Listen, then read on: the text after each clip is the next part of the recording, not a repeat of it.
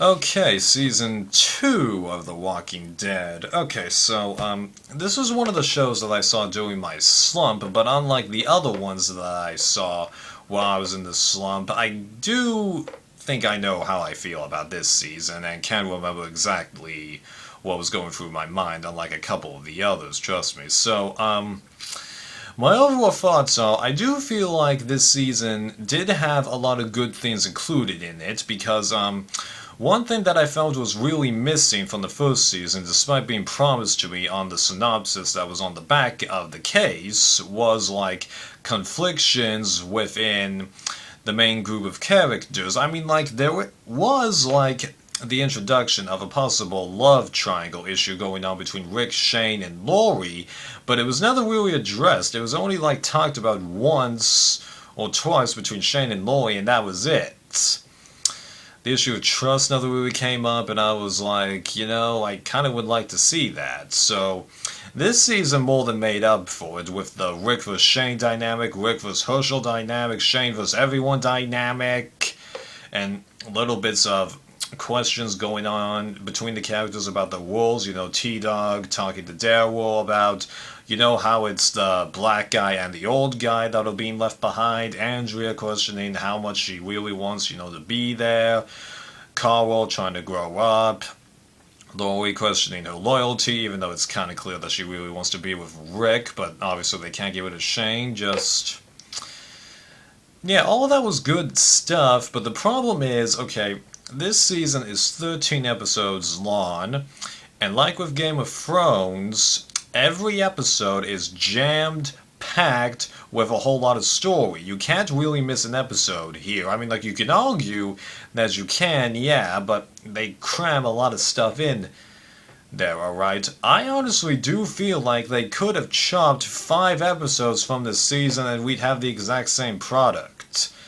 If anything, I bet a lot of people would honestly prefer it that way in my eyes, because like there was several moments where I was just watching this going, we've had these arguments happen already. I'm getting a little tired of it. It was just driving me nuts because like the Rick vs. Herschel thing just, even after talking about how to handle the walkers so many times, Herschel still hasn't learned his lesson, and then Rick is able to talk Herschel out of getting rid of them without really that much effort, and then just Shane is constantly contemplating killing Rick and doing something to the group but not doing it, and then when he starts doing it, it just seems stupid, even though that is the progression of his character, mentally deteriorating, and like, I find it really ridiculous that, like, nobody except for Daryl and Rick were going, hey, no, there's something a little fishy about this guy. Just, come on. Why was no one thinking that? Just crazy. And I also really dislike how, like, Shane didn't really often voice the fact that Laurie's child could be his child, because let's face it, this series did show them having sex, and they were implying that it wasn't the only time they had done that, so it could happen. I mean, like, I don't feel like a full 8 months had passed during this thing. It was only a couple of months tops, but I don't know. I just felt like it really should have been discussed a little bit more, I think. I mean, like, I think there was some implying bits going on, but it was a lot more of Rick and Shane realizing that one of them was going to have to do something about the other. The question was when, yeah. Now, that's not to say that, like, I have a problem with everything in this season, because there were some nice bits going on in there, because, like, Herschel's family, I did like learning about those characters, and while I thought, like, the love dynamic between Glenn and Maggie was a little bit cheesy and, like, barely in my face with a couple of things, I do like that they were trying to do an ongoing love story going on in this situation, because let's face it, almost every TV show has characters fall in love at some point, and like I'm currently trying to figure out how to incorporate a love story into the fictional universe that I'm coming up with. I don't know if it's going to be truly romantic, but I'm definitely going to put like a character who tries to teach another one the definition of love, that kind of thing. So I do feel like it is a tad bit necessitated, although, like with the other story arcs, I do wish that they could have condensed it a little bit. And like that last episode, man, that was a good episode. So fast paced, and like characters were dying, but it didn't bother me. I was like, ooh, and oh my god, is Andrea gonna get away from this? Oh man, she's been on her feet the whole time. Whoa, whoa, whoa, who's that person in the hood? Wait a sec, is that a prison or is it a mental institution? Just. Yeah, that was good. And I also do love the fact that they added the additional dynamic of have it just not be a bite, a simple scratch from a walker, and even when they kill someone who wasn't touched by a walker at all, they become a walker. Yeah, that was great. But I do really feel justified in saying that this season could have been shorter, you know.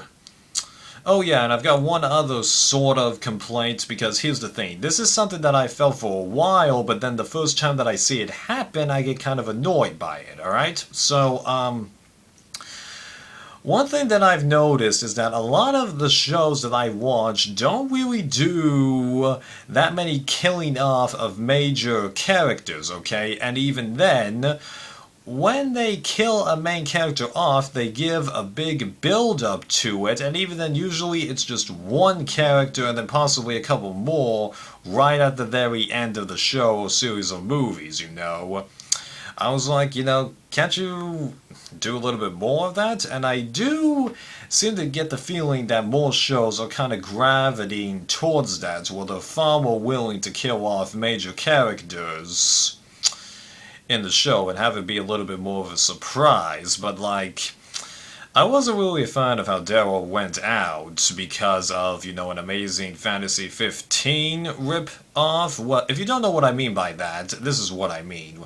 What happens is that in Amazing Fantasy 15, it's a comic book, the very first Spider-Man comic, the good guy lets a typical bad guy go, and then later the good guy is affected by the very same bad guy in a way that nobody would have ever thought would happen, you know. And it's the same thing that happened here. Carl lets that Walker get away, and then the very same Walker kills Daryl. So yeah, this was something that I wanted, but once I actually see it, I'm just like, yeah.